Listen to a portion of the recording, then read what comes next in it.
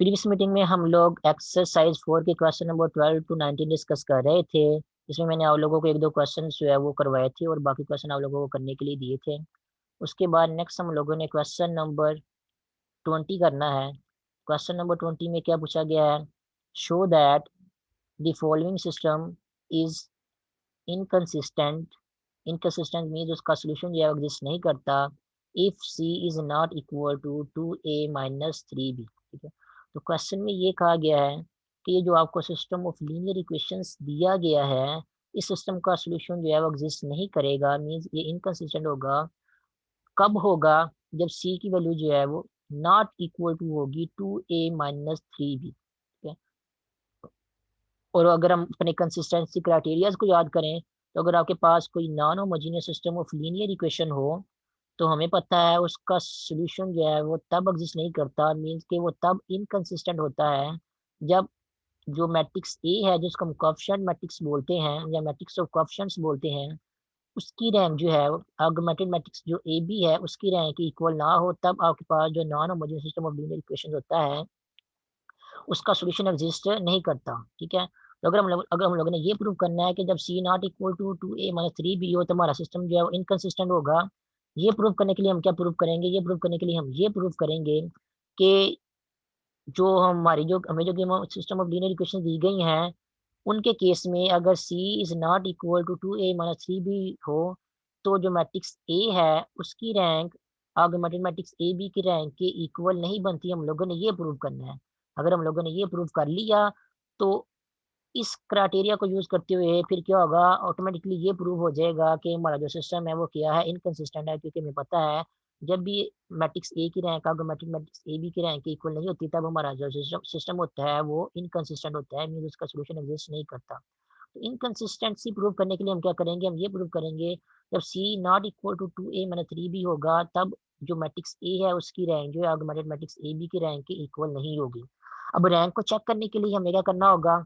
हमें जो system of linear equation दिया गया है उसका ऑगमेंटेड मैट्रिक्स बनाने के बाद उसको रिड्यूस एशेलॉन फॉर्म में या एशेलॉन फॉर्म में ट्रांसफॉर्म करना होगा, ताकि हमें रैंक पता चल सके। ठीक है, तो उसके बाद फिर हम अब बता सकेंगे कि अगर सी जो है नॉट इक्वल टू a-3b हो, तब जो है वो ए की रैंक जो है वो ए बी जो मैट्रिक्स है उसकी रैंक इक्वल नहीं बनती। फिर हमारा जो सिस्टम है क्या हो जाएगा? वो इनकंसिस्टेंट जो है प्रूफ हो जाएगा। तो चलते हैं सोल्यूशन की तरफ। इस सिस्टम ऑफ लीनियर इक्वेशन जो भी दी गई है, इनको देख के मैं ऑगमेंटेड मैट्रिक्स यहाँ पे बनाता हूँ। यहाँ पे लिखते हैं ऑगमेंटेड मैट्रिक्स ए बी, और उसकी पहली रो आपके पास होगी 2-1 3, और वर्टिकल लाइन लगाने के बाद आपके कांस्टेंट की जगह आ रहा है यहाँ पे ए। उसके बाद सेकंड रो है आपके पास 3-1-5 और बी, 3-1-5 और बी। उसके बाद थर्ड रो है -5-5-21 सी, -5-5-21 और सी। ये आपके पास आ गई है थर्ड रो। इस मैट्रिक्स को हम क्या करेंगे? यहाँ पे इनक्लोज कर देंगे। उसके बाद नेक्स्ट जो है हम रो प्रेशर लगा के चेक करेंगे कि इन दी एंड जो मैट्रिक्स ए है और ऑगमेंटेड मैट्रिक्स ए भी है उनकी रैंक्स क्या बनती हैं। उसके बाद फिर हम कंडीशन को भी चेक कर लेंगे अपनी। तो पहला टारगेट हमारा ये है कि हम इसको क्या करना है, एशेलॉन या रिड्यूस एशेलॉन फॉर्म में ट्रांसफॉर्म करना है। उसके लिए आपको जो भी मैट्रिक्स कंसिडर आप लोगों ने किया हुआ है, उसकी पहली रो का पिवट एलिमेंट 1 होना चाहिए। तो यहाँ पे जो पहली रो है उसका पिवट एलिमेंट 2 है, 1 नहीं है। तो 1 बनाने के लिए आप क्या कर सकते हैं? यहाँ तो पहली रो को 1/2 से मल्टीप्लाई कर सकते हैं, जो कि हम फिलहाल नहीं करेंगे। सेकंड ऑप्शन देखते हैं आसान, जिससे जिससे फ्रैक्शन इन्वॉल्व ना हो। तो सेकंड ऑप्शन ये है, तो आप ये क्या कर सकते हैं कि इस फर्स्ट रो को जो है वो सेकंड रो में से माइनस कर दें। तो जब 3 में से 2 माइनस होगा, तो आपके पास यहाँ पे दूसरी रो का जो पहला एलिमेंट है वो ये 1 बन जाएगा। और फिर इसको जो है वो R2 R1 को इंटरचेंज करके हम पहली रो की जगह का पहला एलिमेंट जो है 1 बना सकते हैं। तो एक ऑप्शन आपके पास ये है, और दूसरा ऑप्शन आपके पास ये है कि आप क्या करें, फर्स्ट रो में से जो है वो सेकंड रो को जो है वो माइनस कर दें। जब फर्स्ट रो में से सेकंड रो को माइनस करेंगे, तो आप जब 2 में से 3 को माइनस करेंगे, तो यहाँ पे आपके पास -1 बनेगा। और जब -1 बन जाएगा तो आप क्या करेंगे, पूरी की पूरी R1 को जो है वो प्लस -1 से मल्टीप्लाई करने के बाद यहाँ पे -1 को +1 बना सकते हैं। तो मैं दूसरा ऑप्शन जो है, ये वाला जो लास्ट वाला ऑप्शन है, इसको चूज़ करूँगा, क्योंकि इससे मुझे ये फ़ायदा होगा कि मुझे इन दी एंड जो है वो रोज़ जो है वो चेंज नहीं करनी पड़ेंगी। जस्ट -1 से मल्टीप्लाई करना पड़ेगा, वो मैं उसी जो है वो लिखे हुए मैट्रिक्स के साइन चेंज करके यहाँ पे स्क्रीन के ऊपर ये आसानी से कर सकता हूँ, तो मेरे लिए ये करना आसान है। तो जो आपको आसान लगता है ऑप्शन, वो आप वो वाला करें, उससे कोई फ़र्क नहीं पड़ता। तो मुझे जो ऑप्शन आसान लग रहा है मैं वो करूँगा। मैं सबसे पहले क्या करूँगा, जो फर्स्ट रो है उसमें से जो है वो सेकंड रो को माइनस करूँगा। तो फर्स्ट रो में से जब सेकंड रो को माइनस करूँगा तो फर्स्ट रो में चेंजिंग आएँगी, बाकी रोज़ एज़ इट इज़ रहेंगी, तो उनको पहले लिख लेते हैं। 3, 1, -5, यहाँ पे आपके पास वर्टिकल लाइन आएगी। उसके बाद यहाँ पे आपके पास आएगा b, उसके बाद -5, -5, 21 और यहाँ पे सी। अब फर्स्ट रो में चेंजिंग करनी है, मैंने ऑपरेशन वहाँ पे लगाना है। ऑपरेशन कौन सा है, बाय R1 माइनस R2, तो ये वाला ऑपरेशन लगाना है। ऑपरेशन लगाएंगे तो R1 की हर एंट्री में से R2 की कोरेस्पॉन्डिंग एंट्री को जो है माइनस करेंगे। तो जब 2 में से 3 माइनस होगा तो आंसर यहाँ पे आपके पास आएगा -1। उसके बाद जब -1 में से 1 माइनस होगा तो ये आपके पास बनेगा -1 और -1, और ये किसकी इक्वल होता है, ये -2 की इक्वल होता है। तो ये आपके पास बन जाएगा यहाँ पे -2। उसके बाद जब 3 में से -5 को माइनस करेंगे, तो 3 में से जब आप माइनस करेंगे -5 को, तो ये आपके पास बन जाएगा 3 + 5, और ये किसकी इक्वल है, ये 8 के इक्वल है। तो यहाँ पे आपके पास आ जाएगा 8। और ए में से जब आप बी को माइनस करेंगे तो यहाँ पे आपके पास आंसर आ जाएगा a माइनस बी। उसके बाद अब देखें, आपकी जो पहली रो है उसका पिवट एलिमेंट जो है वो 1 बन गया। अब उस 1 की मदद से आप उससे नीचे वाले एलिमेंट जितने भी हैं उनको 0, सॉरी 1 नहीं बना, -1 नहीं है। तो अब देखेंगे आपकी जो पहली रो है उसका पिवट एलिमेंट -1 बन गया। अब उसको +1 बनाना आप लोगों की मुश्किल काम नहीं है। अब नेक्स्ट आप लोगों ने क्या ऑपरेशन लगाना है, नेक्स्ट आप लोगों ने ये ऑपरेशन लगाना है कि जो फर्स्ट रो होगी उसको आप लोगों ने -1 के साथ मल्टीप्लाई कर देना है। तो जब फर्स्ट रो को आप -1 के साथ मल्टीप्लाई करेंगे तो क्या होगा, उसमें जितनी भी एंट्रीज है सभी एंट्रीज के साइन चेंज हो जाएंगे। तो वो साइन चेंज वाला करने वाला काम जो है मैं नेक्स्ट यहाँ पे नया मैट्रिक्स लिख के नहीं करूँगा, वो ऊपर वाले मैट्रिक्स में मैं कर देता हूँ, ताकि मेरा टाइम जो है थोड़ा बच सके और आप लोगों को समझाने में मुझे आसानी हो। तो ये वाला ऑपरेशन जब ये भी मैं आप यहाँ पे जो है वो लगाने लगा हूँ, क्या करने लगा हूँ, जो फर्स्ट रो है उसकी जो सारी की सारी आंटीज़ हैं उनको -1 के साथ मल्टीप्लाई करेंगे अब यहाँ पे। तो ये वाला ऑपरेशन लगा के देखते हैं यहाँ पे। तो जब आप फर्स्ट रो की पहली आंटी जो कि -1 है, जब उसको -1 से मल्टीप्लाई करेंगे तो यहाँ पे आपके पास बन जाएगा +1। उसके बाद जब सेकंड एंट्री को -1 से मल्टीप्लाई करेंगे तो यहाँ पे आपके पास बन जाएगा +2। और थर्ड एंट्री को जब माइनस से मल्टीप्लाई करेंगे तो आंसर आपके पास जो पहले +8 था वो यहाँ पे बन जाएगा आपके पास -8। और यहाँ पे जो a माइनस बी लिखा हुआ है इसको जब आप माइनस से मल्टीप्लाई करेंगे तो आंसर आपके पास जो है वो b माइनस ए बन जाएगा। तो यहाँ पे मैं इसकी जगह जो है वो b माइनस ए जो है वो लिख देता हूँ। तो यहाँ पे आपके पास आंसर आ जाएगा -1 से मल्टीप्लाई करने के बाद b माइनस ए। ठीक है, तो ये वाला ऑपरेशन भी मैंने अब यहाँ पे ये वाला ऑपरेशन जो है वो लगा दिया इस मैट्रिक्स के ऊपर। अब आप लोगों ने जो है इस मैट्रिक्स को कंसिडर करना है जो फाइनली हमारे पास यहाँ पे आ रहा है। अब देख सकते हैं ये जो मैट्रिक्स फाइनली हमारे पास आ रहा है, इसकी पहली रो का पिवट एलिमेंट अब हमारे पास जो है +1 बन गया है। ठीक है, ये आप देख सकते हैं +1 बन गया या 1 बन गया। अब इस 1 की मदद से आप क्या कर सकते हैं, इससे नीचे वाले जितने भी एलिमेंट्स हैं उनको 0 बना सकते हैं, 3 को भी और -5 को भी। 3 को 0 बनाने के लिए आपको क्या करना होगा, 3 में 3 को माइनस करना होगा। तो आप क्या करेंगे, 3 क्योंकि सेकंड रो में है तो अब यहाँ पे ये ऑपरेशन लगाएंगे कि जो सेकंड रो है उसमें आपने क्योंकि 3 को माइनस करना है तो R1 को क्या करेंगे, 3 से मल्टीप्लाई करने के बाद सेकंड रो में से माइनस कर देंगे तो वहाँ पे आपका 3 की जगह 0 बन जाएगा। और जो R3 है उसमें जो पहला एलिमेंट -5 आ रहा है उसकी जगह 0 बनाना है, तो उसमें हमें क्योंकि +5 ऐड करना होगा तो हम क्या करेंगे, जो R3 है उसमें हम +5 ऐड करने के लिए क्या करेंगे, R1 को 5 से मल्टीप्लाई करने के बाद R3 में ऐड कर देंगे तो हमारी जो तीसरी रो है उसमें भी 5 ऐड हो जाएगा और पहला एलिमेंट उसका भी 0 बन जाएगा। तो ये वाले दो ऑपरेशन हमने यहाँ पे लगाने हैं। तो सबसे पहले हम पहला ऑपरेशन यहाँ पे लगाते हैं R2 माइनस 3R1। तो वो लगाने के लिए हमें क्या करना होगा, सबसे पहले 3R1 का आंसर जो है वैलिड करना होगा, वो साइड पे ही वैलिड कर लेते हैं यहाँ पे रफ में ही। तो 3R1 का आंसर हमारे पास क्या होगा, ये आपके पास R1 है, ये वाली, इसको हमने 3 से मल्टीप्लाई करना है, तो आंसर आपके पास आएगा 3, 6 और -24, और उसके बाद लाइन वर्टिकल लाइन आएगी, उसके बाद 3 से मल्टीप्लाई करना है, तो आंसर आपके पास आ जाएगा 3B और -3A। ठीक है, ये आ गया आपके पास 3R1 का आंसर। अब इस 3R2 में से आप लोगों ने क्या करना है, इस 3R1 की एंट्रीज को माइनस करना है। ठीक है, ये माइनस का सिंबल लगा हुआ है। तो R2 आपके पास कौन सी है, R2 आपके पास ये वाली सेकंड रो है।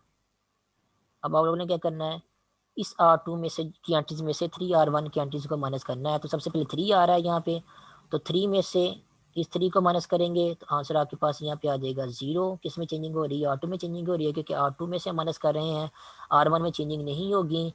उसके बाद जो R2 की दूसरी एंट्री है 1, उसमें से 6 को माइनस करेंगे तो 1 - 6 आंसर आपके पास आ जाएगा यहाँ पे -5। उसके बाद थर्ड एंट्री है R2 की -5, -5 में से जब हम -24 को माइनस करेंगे तो ये आपके पास बनेगा -5 और -24, ये आपके पास +24 बन जाएगा। तो -5 और +24 ये आपके पास +19 के इक्वल आएगा। तो यहाँ पे आपके पास आंसर आ जाएगा +19। यहाँ पे वर्टिकल लाइन आएगी। उसके बाद जो बी है, बी में से हम लोगों ने माइनस करना है 3B - 3A। तो इसको भी करते हैं। यहाँ पे बी में से हम लोगों ने क्या माइनस करना है, 3B -3A। याद रखना, जब एक से ज़्यादा टर्म्स प्लस माइनस हो रही हो, आपने उनको माइनस करना है, तो आप लोगों ने ब्रैकेट लगा के उनको माइनस करना होता है, क्योंकि माइनस का सिंबल जब भी लगाते हैं उसके बाद जो टर्म क्वांटिटीज आ रही होती हैं उनके साइन चेंज हो जाते हैं। तो ब्रैकेट लगाएंगे तभी ये सारी एंट्रीज के साइन जो है चेंज हो सकेंगे। तो B - 3B - 3A ये किसके इक्वल है, ये इज इक्वल टू है B - 3B, और ये -3A जो है आपके पास क्या बन जाएगा, +3A बन जाएगा। तो ये प्लस भी है और ये -3B है, तो इसको सॉल्व करेंगे तो आंसर आपके पास यहाँ पे आएगा -2B, और जो 3 है वो एज इट इज आएगा, +3 है तो उसको मैं जो है स्टार्ट पर लिख लेता हूँ, 3A -2B। ये आपके पास जो है आंसर आ जाएगा। इसको हम यहाँ पे लिखेंगे, अपने आंसर की जगह यहाँ पे लिखेंगे 3A और -2B। ये हमारे पास सेकंड रो में जो है वो ये वाली एंट्री बन जाएगी, कांस्टेंट वाली एंट्री, कांस्टेंट की पोजीशन की जगह एंट्री ये वाली बन जाएगी। उसके बाद ये वाला फर्स्ट ऑपरेशन तो हम लोगों ने जो है वो यूज़ कर लिया है। उसके बाद सेकंड ऑपरेशन की तरफ चलते हैं। सेकंड ऑपरेशन है आपके पास कि आप लोगों ने क्या करना है, R1 को 5 के साथ मल्टीप्लाई करना है, और फिर क्या करना है, R3 में से 5R1 को माइनस करना है आप लोगों ने। तो इसको भी हम लोग यहाँ पे करके देख लेते हैं। हम लोग रफ में क्या करेंगे, R1 को 5 से मल्टीप्लाई करेंगे, फिर देखते हैं उसका आंसर क्या आता है। तो 5 से मल्टीप्लाई करेंगे R1 को, इसका आंसर वैल्यूड करते हैं क्या आता है। R1 आपको पता है कौन सी रो है, R1 आपके पास ये वाली रो है। तो R1 को जब 5 से मल्टीप्लाई करेंगे तो आंसर आपके पास यहाँ पे आएगा, पहले नंबर पे आपके पास आएगा 5, फिर आपके पास आएगा 10, और तीसरे नंबर पे आएगा आपके पास -40। 5 से मल्टीप्लाई करें, याद रखना। उसके बाद जो लास्ट में B - A आया उसके साथ भी 5 मल्टीप्लाई करेंगे, तो यहाँ पे आपके पास आंसर आएगा 5B और -5A। तो ये 5R1 आ गया है। अब R3 में से 5R1 को माइनस करना है, मीन उनके कोरस्पॉन्डिंग एंट्रीज को माइनस करना है। अब देखते हैं R3 आपके पास कौन सी है और उसकी कौन सी एंट्रीज में से कौन सी एंट्रीज को माइनस करना है। तो ये आपके पास है R3, इसकी कोरस्पॉन्डिंग एंट्रीज में से जो है वो 5R1 की कोरस्पॉन्डिंग एंट्रीज को माइनस करना है। तो जब हम सॉरी ऐड करना है, यहाँ पे ऐड लिखा हुआ है, तो R3 में हम लोगों ने क्या करना था, 5R1 को ऐड करना था। तो R3 की कोरस्पॉन्डिंग एंट्रीज में से जो है वो 5R1 की कोरस्पॉन्डिंग एंट्रीज को ऐड करना है। तो -5 में जब हम +5 को ऐड करेंगे तो -5 और +5 आंसर आपके पास यहाँ पे आ जाएगा 0। उसके बाद अगेन यहाँ पे -5 लिखा हुआ है, -5 में जब हम 10 को ऐड करेंगे तो आंसर आपके पास यहाँ पे आ जाएगा 5 आ जाएगा। उसके बाद नेक्स्ट यहाँ पे 21 है, तो 21 में जब हम -40 को ऐड करेंगे तो वो आपके पास बन जाएगा 21 - 40, और ये आंसर आपके पास आ जाएगा -19। तो ये वाला आंसर आप यहाँ पे लिखेंगे -19। और उसके बाद लास्ट वाली एंट्री जो है सी है, सी में से हम लोगों ने क्या करना है, सी में हम लोगों ने ऐड करना है, याद रखिए हम एडिशन कर रहे हैं, तो सी में हम लोगों ने ऐड करना है 5b -5a। तो सी में अगर हम इनको ऐड करेंगे तो हमारे पास आंसर बनेगा C + 5b - 5a, यही आंसर हमारे पास बनेगा। तो इस आंसर को हम लोगों ने यहाँ पे लिखना है, तो यहाँ पे लिखने की कोशिश करते हैं। आंसर हमारे पास बनेगा C + 5b और -5a मैं नीचे लिख देता हूँ, ठीक है। तो ये हमारे पास जो है वो जो थर्ड रो है उसकी थर्ड एंट्री जो है वो ये वाली बन जाएगी C + 5b और -5a, ठीक है।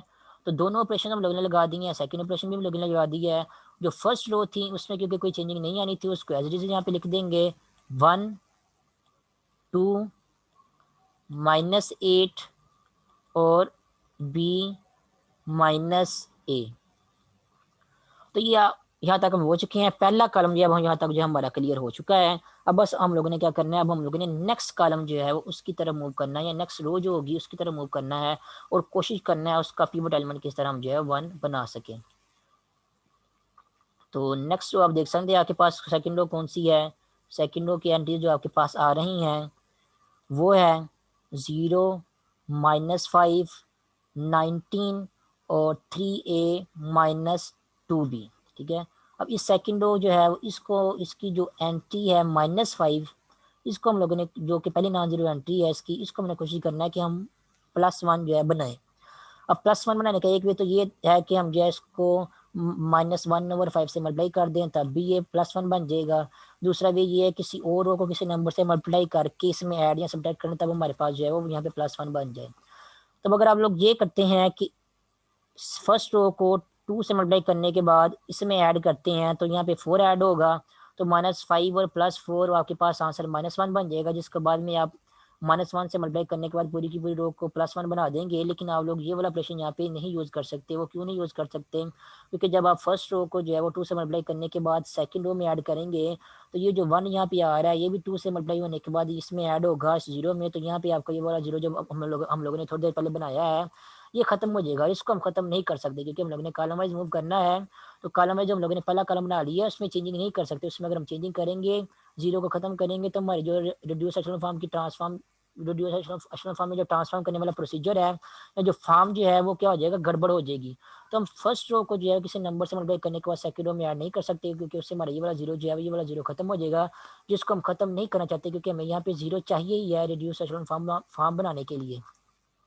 हमारे पास फिर नेक्स्ट फर्दर ऑप्शन क्या बच जाता है कि जो तीसरी रो है उसको किसी नंबर से मल्टीप्लाई करने के बाद इस 5 -5 में ऐड करें, ताकि हमारे पास यहाँ पे +1 या कम से कम जो है -1 जो है बन जाए। लेकिन अब मसला ये है कि यहाँ पे 5 आ रहा है, 5 को भी आप जिस मर्जी नंबर से मल्टीप्लाई करके इसमें ऐड करें, तो अगर आप किसी फ्रैक्शन के अलावा किसी नंबर से मल्टीप्लाई करके इसमें ऐड करते हैं, तब आपका यहाँ पे 1 या -1 जो है वो नहीं बनेगा। अगर किसी फ्रैक्शन से मल्टीप्लाई करने के बाद R3 को फिर आप जो है R2 में ऐड करते हैं, तो फिर आपकी इक्वेशन में जो है फ्रैक्शन इन्वॉल्व हो जाएंगे। तो अगर आप लोगों ने इस तरह ही फ्रैक्शन इन्वॉल्व करने हैं, तो बेहतर यही है कि आप क्या करें, पूरी की पूरी R2 जो है उसको -1/5 से मल्टीप्लाई कर दें, तब आपके पास आसानी से जो है -5 की जगह जो है वो +1 जो है वो बन जाएगा। क्योंकि बाकी जितने भी ऑप्शन हैं उनको अगर देखें तो पहले वाला ऑप्शन जो मैंने आपको ये वाला बताया था 2 को यूज़ करने वाला, वो वाला ऑप्शन हम जो है वो यूज़ नहीं कर सकते, क्योंकि उसके केस में ये वाला 0 जो है ये खत्म हो जाएगा, जिसको हम खत्म करना नहीं चाहते। उसके अलावा जो दूसरा ऑप्शन था वो ये था कि इस 5 को किसी नॉन जीरो नंबर से मल्टीप्लाई करने के बाद इस 5 में ऐड करें, इस -5 में ऐड करें, और यहाँ पे हमारे पास जो है वो +1 या -1 बन जाए। तो 5 को अगर आप किसी इंटीजर से मल्टीप्लाई करके या R3 को किसी इंटीजर से मल्टीप्लाई करके R2 में ऐड करते हैं, तब आपका जो है यहाँ पे -5 जो है वो +1 या -1 कभी भी नहीं बनेगा। लेकिन अगर आप उसको किसी फ्रैक्शन से मल्टीप्लाई करके R3 को फिर आप R2 में ऐड करते हैं, तो फिर तो आपका ये -1 जो 5 जो है +1 बन सकता है। लेकिन उसके केस में आपको मल्टीप्लिकेशन भी करनी पड़ेगी R3 के साथ, R3 को किसी नंबर के साथ, फिर उसको R2 में ऐड भी करना पड़ेगा, तो फिर फ्रैक्शन भी इन्वॉल्व हो जाएंगे आपके इन दी एंड। तो बेहतर ये है कि आप डायरेक्टली जो है फ्रैक्शन इन्वॉल्व कर लें, डायरेक्टली जो है R2 जो है उसको -1/5 से मल्टीप्लाई करने के बाद इस -5 को जो है वो +1 जो है बना दें। तो ऑप्शन हमारे पास फिर यही फाइनली यही बच रहा है। तो जब फाइनली यही ऑप्शन बचे फ्रैक्शन वाला, तो फिर आप लोगों ने इस ऑप्शन को यूज़ करना है। तो फिलहाल तो हमने जितनी पॉसिबिलिटीज़ थी उनको चेक किया है। उनको चेक करने के बाद हमें ये आइडिया मिला है कि हमारे पास फाइनल ऑप्शन यही है कि हम क्या करें, जो सेकंड रो है उसको -1/5 से मल्टीप्लाई करके उसका जो पिवट एलिमेंट है उसको 1 या +1 जो है वो बना दें। तो हम यही ऑप्शन जो है यही ऑपरेशन जो है नेक्स्ट यूज़ करेंगे। हम ऑपरेशन लगाएंगे बाय -1/5 R2। तो R2 को -1/5 से मल्टीप्लाई करेंगे तो आंसर आपके पास क्या आएगा, R2 में चेंजिंग होगी, पहला एलिमेंट 0 ही रहेगा। दूसरा एलिमेंट जब -5 को -1/5 के साथ मल्टीप्लाई करेंगे तो 5 जो है 5 के साथ कैंसिल हो जाएगा और माइनस माइनस प्लस हो जाएगा, आपके पास यहाँ पे आंसर आ जाएगा +1। उसके बाद जब 19 को हम -1/5 से मल्टीप्लाई करेंगे तो आंसर आपके पास यहाँ पे आएगा -19 डिवाइडेड बाय 5 और यहाँ पे एक वर्टिकल लाइन आएगी। उसके बाद यहाँ पे जो लास्ट एंट्री है सेकंड रो की जो कि है 3a -2b, इसके साथ जब हम -1/5 को मल्टीप्लाई करेंगे तो माइनस मल्टीप्लाई होने की वजह से आप इनके साइन जो है चेंज हो जाएंगे। 3a -2b जो लिखा हुआ है वो आपके पास बन जाएगा 2b -3a। तो माइनस मल्टीप्लाई होने की वजह से ये बन जाएगा 2b -3a और 1/5 के साथ में मल्टीप्लाई कर रहे हैं यहाँ, तो 5 आपके पास जो डिनोमिनेटर में यहाँ पे इनके साथ जो है वो इस तरह आ जाएगा। तो ये आप लोगों ने क्या किया, -1/5 के साथ जो है वो 3a -2b को जो है वो मल्टीप्लाई किया है। माइनस से क्या हो गया, ऊपर वाली जो टर्म्स है उनके साइन चेंज हो गए हैं और जो डिनोमिनेटर में 5 था उसको हम लोगों ने एज जो है वैसे का वैसा ही यहाँ पे लिख दिया है। तो ये हो गया ऑटो में चेंजिंग, बाकी रोज वैसे की वैसी रहेंगी, उनको लिख देते हैं यहाँ पे 1 2 -8। उसके बाद b -a, ये आपके पास फर्स्ट रो है और थर्ड रो है आपके पास 0 5 -19 और इसका लास्ट वाला एलिमेंट है c +5b और -5a। अब आपकी सेकंड रो है उसका पिवट एलिमेंट 1 बन गया है। इसकी वजह से आप जो है वो इससे ऊपर वाला एलिमेंट जो कि 2 है उसको भी 0 बना सकते हैं और नीचे वाला एलिमेंट जो कि 5 है इसको भी 0 बना सकते हैं। ये वाले ऑपरेशन हम यहाँ पे लगाते हैं नेक्स्ट। तो ऑपरेशन आपको पता है कौन से लगेंगे, यहाँ पे पहला ऑपरेशन आपके पास लगेगा, और लोगों ने क्या करना है, R2 में से R1 में से माइनस करना है 2R2 को, R2 को 2 से मल्टीप्लाई करना है, उसको R1 में से माइनस करना है। उसके बाद सेकंड ऑपरेशन हमने ये लगाना है कि जो R3 है उसमें से आप लोगों ने माइनस करना है 5R1 को। तो ये वाले ऑपरेशन यहाँ पे लगाते हैं। अब नेक्स्ट मैं जल्दी से यहाँ पे करता हूँ, R2 में चेंजिंग नहीं हो, R1 में सॉरी यहाँ पे गलत लगा दी मैंने, यहाँ पे जो है वो 2 आएगा। तो R1 में से आप लोगों ने क्या करना है, 2R2 को माइनस करना है और R3 में से आप लोगों ने 5R2 को जो है वो माइनस करना है, क्योंकि R2 का पिवट एलिमेंट जो 1 बन रहा है, इसलिए R2 को किसी नंबर से मल्टीप्लाई करने के बाद किसी दूसरे रो में ऐड या सब्ट्रैक्ट करेंगे ताकि उसका जो 1 के ऊपर वाला नीचे वाला एलिमेंट जो है वो 0 बन सके। तो R1 में से 2R2 का माइनस करना है और R3 में से 5R2 का माइनस करना है। R2 में चेंजिंग नहीं होगी, इसलिए R2 आपके पास वैसे की वैसी आ जाएगी। यहाँ पे 0 1 -19 डिवाइडेड बाय 5, यहाँ पे आपके पास एक वर्टिकल लाइन आएगी। R2 का जो है वो एलिमेंट यहाँ पे 2b -3a वो भी वैसे का वैसे ही आ जाएगा और डिवाइडेड बाय 5। तो ये आपके पास R2 वैसे की वैसी है। ऑपरेशन हमारे पास पहला कौन सा है कि R2 को 2 से मल्टीप्लाई करना है और R1 में से जो है माइनस करना है। तो डायरेक्टली यहाँ पे मल्टीप्लिकेशन करते हैं। यहाँ पे 0 को जब 2 से मल्टीप्लाई करेंगे, 0 को 2 से मल्टीप्लाई करेंगे तो 0 ही आएगा और 1 में से जब 0 को माइनस करेंगे तो आंसर आपके पास यहाँ पे 1 ही आएगा।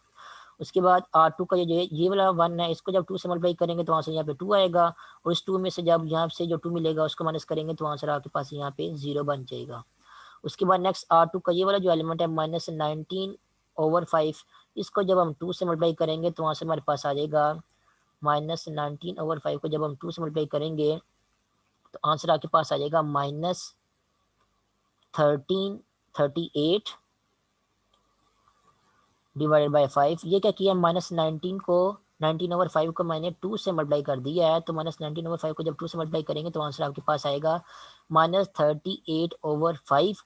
हमने क्या करना है, -8 में से इस 2R2 की जो एंट्री है ये वाली -38/5, इसको माइनस करना है। तो इसको माइनस करते हैं हम। -8 में से हम लोगों ने माइनस करना है -38/5 को। तो ये आपके पास क्या बन जाएगा, ये आपके पास बन जाएगा यहाँ पे -8 के बाद ये वाला माइनस जो है जब इस माइनस के साथ लिंक करेगा तो ये आपके पास जो है प्लस बन जाएगा। तो ये प्लस का सिंबल यहाँ पे लगा देता हूँ, इस प्लस को जो है यहाँ पे प्लस कर देता हूँ, ये प्लस बन जाएगा। उसके बाद नेक्स्ट आप लोगों ने एलसीएम लेना है, और एलसीएम लेने के बाद जब आप सिंप्लीफिकेशन करेंगे तो इन दी एंड आपका आंसर आ जाएगा -2 डिवाइडेड बाय 5। तो ये एलसीएम कैसे लेना है और सिंप्लीफिकेशन कैसे करनी है आप लोग खुद कर लेना। एलसीएम लेना आप लोगों की कोई ज़्यादा मुश्किल काम नहीं है, जहाँ मुझे वो समझाने की जरूरत है यहाँ पे।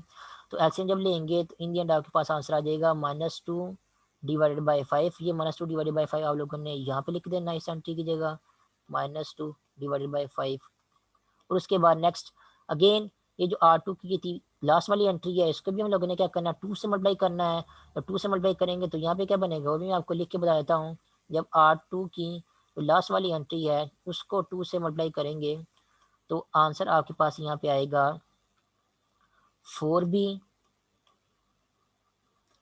- 6A डिवाइडेड बाय 5। ये क्या कर दिया है, R2 की लास्ट वाली एंट्री को 2 से मल्टीप्लाई कर दिया है। अब हम लोगों ने क्या करना है, R1 की एंट्री में से जो है वो R2 की करस्पॉन्डिंग एंट्री को माइनस करना है। सो ये 2R2 की करस्पॉन्डिंग एंट्री को माइनस करना है। तो R1 की एंट्री कौन सी है, ये वाली B-A। इसमें से हम लोगों ने माइनस करना है 2R2 की जो नीचे वाली एंट्री है जो की वाली बन गई थी, इसको माइनस करना है। तो यहाँ पे आपके पास आ जाएगा B - A, और माइनस किसको करना था, इसको करना था। तो क्योंकि अब आपकी एक से ज़्यादा टर्म्स आपस में प्लस माइनस हो रही हैं तो यहाँ पे आप लोगों ने ब्रैकेट का सिंबल जो है लाजमी लगाना है जब आप लोगों ने एक माइनस करना होता है किसी ऐसी टर्म को या ऐसे एक्सप्रेशन को जिसमें एक से ज़्यादा टर्म्स जो है आपस में प्लस माइनस हो रही हों। क्योंकि माइनस के बाद आपको मैंने पहले ही बताया कि जो टर्म्स इन्वॉल्व हो रही होती हैं ब्रैकेट में उनके साइन चेंज हो जाते हैं। तो B-A में से आप लोगों ने माइनस करना है जो 4B - 6 से डिवाइड बाई 5 को। तो आपने ब्रैकेट का सिंबल लगा के माइनस करना है ताकि जब बाद में आप माइनस करें तो माइनस करने के बाद आप जो है इनके साइन भी जो है वो चेंज कर सकें। तो साइन चेंज करके इनको आप लोगों ने माइनस कर देना है। तो माइनस करने के बाद आप लोगों ने क्या करना है, एलसीएम लेना है। और एलसीएम लेने के बाद आप लोगों ने इंडियन फाइनल आंसर आप लिखना है। एलसीएम कैसे लेते हैं आप लोग खुद ही कर लेना।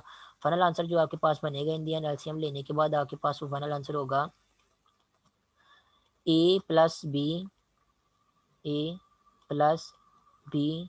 Divided by 5। ये फाइनल आंसर मैं डायरेक्टली यहाँ पे लिख रहा हूँ क्योंकि फिलहाल इतना टाइम नहीं है कैलकुलेशन करने का। और ये एलसीएम जो है कैसे लेते हैं समझाने की मुझे ज़रूरत नहीं है। तो एलसीएम आप लोगों ने खुद ले लेना है। इंडियन आपके पास जो आंसर आ रहा है वो मैंने आपको लिख के बता दिया। आंसर आपके पास आएगा A+B डिवाइड बाई 5। तो ये हमारे पास हो गया फर्स्ट रो ऑपरेशन। उसके बाद चलते हैं आप सेकेंड रो ऑपरेशन की तरफ। R3 में से हम लोगों ने 5R2 को जो है वो माइनस करना है। मीन्स R2 को हम लोगों ने 5 से मल्टीप्लाई करना है, फिर उसकी एंट्रीज को जो है वो R3 में से माइनस करना है। तो वो भी डायरेक्टली यहाँ पे करते हैं। R2 को का जो फर्स्ट एलिमेंट ये 0 है, इसको जब हम 5 से मल्टीप्लाई करेंगे तो आंसर हमारे पास 0 ही आएगा। और R3 में से जब इस 0 को माइनस करेंगे, ये वाला जो R3 है 0 में से 0 को माइनस करेंगे तो आंसर आपके पास यहाँ पे 0 ही रहेगा।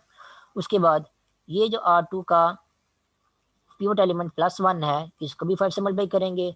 इसको जब 5 से मल्टीप्लाई करेंगे तो यहाँ पे आपके पास 5 आएगा। और यहाँ पे जो 5 आएगा उसको जब इस 5 में से उस 5 को माइनस करेंगे, क्योंकि R3 में से माइनस कर रहे हैं तो R3 वाले 5 में से जो R2 में से हमें 5 मिलेगा, 5 से मल्टीप्लाई करने के बाद उसको माइनस करेंगे तो यहाँ पे भी आपके पास आंसर 0 आ जाएगा। उसके बाद ये जो R2 का तीसरा एलिमेंट है -19 डिवाइडेड बाय 5। जब इसके साथ हम 5 को मल्टीप्लाई करेंगे, क्योंकि हम R2 को 5 से मल्टीप्लाई कर रहे हैं, तो इसके साथ जब हम 5 को मल्टीप्लाई करेंगे तो 5 को मल्टीप्लाई करेंगे तो यहाँ पे आपके पास आंसर क्या होगा, 5 से कैंसिल आउट होगा। आंसर आपके पास आ जाएगा -19। तो R2 की जो तीसरी एंट्री है उसके साथ जब हम 5 को मल्टीप्लाई करेंगे तो आंसर आपके पास आएगा -19। अब आप लोगों ने क्या करना है, ये जो R3 का ये जो तीसरा -19 है, इसमें से 5R2 का ये जो तीसरा -19 है इसको माइनस करना है। तो -19 में से जब आप माइनस करेंगे -19 को ही, तो वो -19 बाद वाला जो है वो +19 बन जाएगा। तो ये वाला -19 और वो वाला +19 दोनों आपस में कैंसिल आउट हो जाएंगे। आंसर आपके पास यहाँ पे आ जाएगा 0। तो यहाँ पे भी आंसर आपके पास आ जाएगा 0। उसके बाद नेक्स्ट लास्ट एंट्री की को देखते हैं। लास्ट एंट्री आपके पास R3 की आ रही है C+5B -5a। इसमें से हम लोगों ने क्या करना है, R2 की जो लास्ट वाली एंट्री है उसको 5 से मल्टीप्लाई करने के बाद इसमें से उसको जो है वो माइनस करना है। तो सबसे पहले देखते हैं कि R2 की तीसरी एंट्री कौन सी। R2 की तीसरी एंट्री जो है ये है 2b, और सॉरी R2 की फोर्थ एंट्री है, लास्ट वाली एंट्री वो ये है 2b माइनस 3a ओवर 5। तो इसको जब हम 5 से मल्टीप्लाई करेंगे, यहाँ भी मल्टीप्लाई करके देख लेते हैं हम, इसको जब हम 5 से मल्टीप्लाई करेंगे तो ये क्या होगा, ये वाला 5 जो है इस 5 से कैंसल आउट हो जाएगा। इन दी एंड आंसर में आपको क्या मिलेगा, आंसर में आपको मिलेगा 2b माइनस 3a। तो ये क्या किया है, R2 की जो लास्ट वाली एंट्री है उसको जब 5 से मल्टीप्लाई किया है, तो 5 से मल्टीप्लाई करने के बाद आपके पास आंसर आ गया 2b माइनस 3a। हम लोगों ने क्या करना है, R3 में से जो है 5 R2 की एंट्रीज को माइनस करना है। इसका मतलब ये है कि हम लोगों ने जो हमारी जो R3 की जो लास्ट वाली एंट्री है c plus 5b minus 5a, इसमें से जो है वो इस एंट्री को जो है जो कि 5 R2 की लास्ट वाली एंट्री थी उसको माइनस करना है। तो माइनस करते हैं, सबसे पहले लिखते हैं हम c प्लस 5b और -5a, इसमें से हम लोगों ने माइनस करना है जो कि 5R2 की लास्ट वाली एंट्री बन गई थी हमारे पास 2b माइनस 3a, इसको माइनस करना है। और अगेन फिर से आपको बता दूं कि माइनस करते हुए आप लोगों ने ब्रैकेट का सिंबल लाजमी लगाना है जब भी आपको एक से ज़्यादा टर्म्स जो है उनको माइनस कर रहे हो। तो माइनस करके देखते हैं यहाँ पे आंसर क्या आता है। इस ये इक्वल टू होगा आपके पास c प्लस 5b, उसके बाद -5a, ये एज इट इज आएगा, साइन चेंज करेंगे जहाँ पे आपके पास आंसर आएगा -2b, और ये जो -3 है ये आपके पास 3a ये आपके पास बन जाएगा +3a। उसके बाद नेक्स्ट देखते हैं, कुछ कैंसलेशन या कटिंग वगैरह होती है नहीं। तो ये आपके पास +5b है और ये आपके पास -2b है। तो 5b में से जब 2b माइनस करेंगे तो आंसर आपके पास आएगा 3b। सी यहाँ पे अकेला ही है तो सी को पहले यहाँ पे लिख देते हैं। सी आपके पास एक तो यहाँ पे सी आएगा। उसके बाद जब 5b में से आप 2b को माइनस करेंगे तो आंसर आपके पास आ जाएगा +3b। और जब -5a में आप 3a ऐड करेंगे तो -5a और +3a ये आपके पास बन जाएगा -2a। ठीक है, तो R3 की जो तीसरी एंट्री है, जब आप उसमें से 5R2 तीसरी कह रहा हूँ, R3 की जो लास्ट वाली फोर्थ एंट्री है जो कि वर्टिकल लाइन के बाद आ रही है, उसमें से जब आप 5R2 की लास्ट वाली एंट्री को माइनस करेंगे तो माइनस करने के बाद आपके पास आंसर आएगा C+3B-2a। और ये वाले आंसर को क्या करेंगे, इस आंसर को जो है यहाँ पे लिखेंगे जहाँ पे हम लोगों ने लिखना है। तो ये आपके पास आंसर आ जाएगा C+3B-2a। अब आप देखें आपकी इंडिया जो है ऑलमोस्ट एशलोन फार्म वाली जो है वो शेप जो है ऑगमेंटेड मैट्रिक्स की जो है वो बन गई है। जो हर जो भी रो देखें, पहली रो को देखें तो पहली दोनों रो का जो है वो पिवट एलिमेंट यहाँ पे आपके पास 1 बन रहा है, इसका भी 1 बन रहा है, इसका भी 1 बन रहा है। और थर्ड रो में जो नॉन जीरो एलिमेंट आ रहा है वो यहाँ पे आ रहा है। तो अगर हम देखें कि ये जो लास्ट वाला एलिमेंट ये वाला आ रहा है, ये वाला एलिमेंट अगर यहाँ पे फॉर एग्जाम्पल आपका 0 बन जाता, जो कि फिलहाल बना है आपके पास C+3B-2a, इसे पीछे वाली एंट्रीज अगर आप देखें तो वो सारी की सारी क्या बन रही है, 0 बन गई हैं। तो अगर आपका ये वाला एलिमेंट भी 0 बन जाता तो उससे फिर क्या होना था, तो ये पूरी की पूरी रो जो है आपके पास क्या बन जानी थी, 0 बन जानी थी। और जब ये पूरी की पूरी रो 0 बन जानी थी, अगर ये वाला एलिमेंट 0 बन जाता तो फिर क्या होना था, जो मैट्रिक्स ए होना था उसकी जो रैंक होनी थी वो वो जो ऑगमेंटेड मैट्रिक्स आपका ए बी है, इन दोनों की रैंक्स के इक्वल बन जानी थी। आप लोग देख सकते हैं कि अगर आपका ये वाला जो एलिमेंट है C+3B-2a, अगर ये भी 0 बन जाता तो ये पूरे के पूरे ऑगमेंटेड मैट्रिक्स की पूरी की पूरी रो क्या बन जानी थी, 0 बन जानी थी। तो जब ये पूरी की पूरी रो 0 बन जानी थी तो ए की रैंक भी जो है वो कितनी हो जानी थी, ए की भी रैंक भी 2 होनी थी, क्योंकि ए में भी जो नॉन जीरो रोज है वो कितनी आ रही होनी थी, 2 आनी थी। और जो ऑगमेंटेड मैट्रिक्स ए बी है उसमें भी नॉन जीरो रोज है वो भी कितनी आनी थी, फिर 2 ही आनी थी। तो दोनों की रैंक्स क्या हो जानी थी, आपस में इक्वल हो जानी थी। और जब दोनों की रैंक्स आपस में इक्वल हो जानी थी तो दोनों का उससे क्या होना था, आपको जो सिस्टम ऑफ लीनियर इक्वेशन दिया गया है उसका सोल्यूशन जो है एग्जिस्ट कर जाना था। ठीक है, तो हम लोगों ने लेकिन क्या प्रूव करना है कि अगर हमारा सिस्टम जो है वो इनकंसिस्टेंट जो है वो कब होगा। अब इनकंसिस्टेंट जो है वो कब होगा, मीन उसका सोल्यूशन जो है वो एग्जिस्ट कब नहीं करेगा, जब जो मैट्रिक्स ए है उसकी रैंक जो है आर्गुमेंटेड मैट्रिक्स ए बी की रैंक के इक्वल ना हो। तब इक्वल ना हो ये वाला कब पॉसिबल है, ये वाला केस तभी पॉसिबल है जब यहाँ पे जो C plus 3b minus 2a आ रहा है, अगर ये जीरो के इक्वल ना हो, ये वाली टर्म जो है अगर जीरो के इक्वल नहीं होगी तो फिर क्या होगा, ये वाली टर्म यहाँ मैं लिख देता हूँ, ये वाली टर्म अगर जीरो के इक्वल नहीं होगी तो उससे क्या होगा, जब आप मैट्रिक्स ए की रैंक फाइंड आउट करेंगे यहाँ से, तो मैट्रिक्स ए की रैंक यहाँ से आपको पता चलेगी कि उसकी एक रैंक जो है वो 2 है। लेकिन अगर आप पूरे के पूरे मैट्रिक्स ए बी की रैंक जो फाइंड आउट करेंगे, तो क्योंकि आपका ये जो लास्ट वाली एंट्री ये वाली हम लोगों ने नॉट इक्वल जीरो कंसिडर कर लेंगे अगर, तो उससे फिर क्या होगा, ये पूरे के पूरे मैट्रिक्स जो ए बी है उसकी लास्ट वाली रो जो है वो जीरो नहीं होगी बल्कि नॉन जीरो होगी।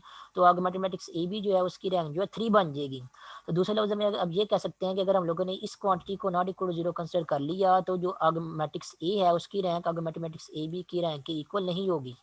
तो हम लोगों ने क्या कंसिडर करना है, C plus 3b minus 2a ये किसके इक्वल है, ये नॉट इक्वल टू जीरो है।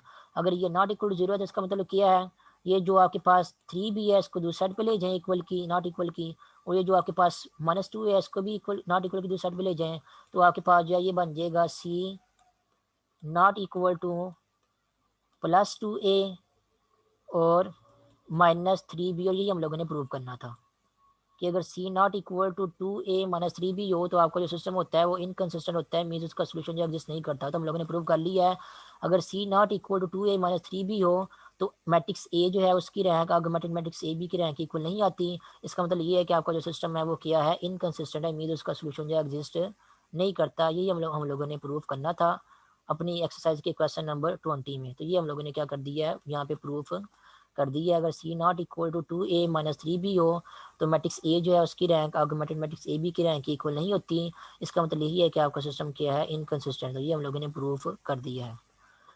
तभी की मीटिंग के लिए इतना ही काफ़ी है, मीटिंग का टाइम खत्म हो गया है, बाकी भी नेक्स्ट मीटिंग में करेंगे।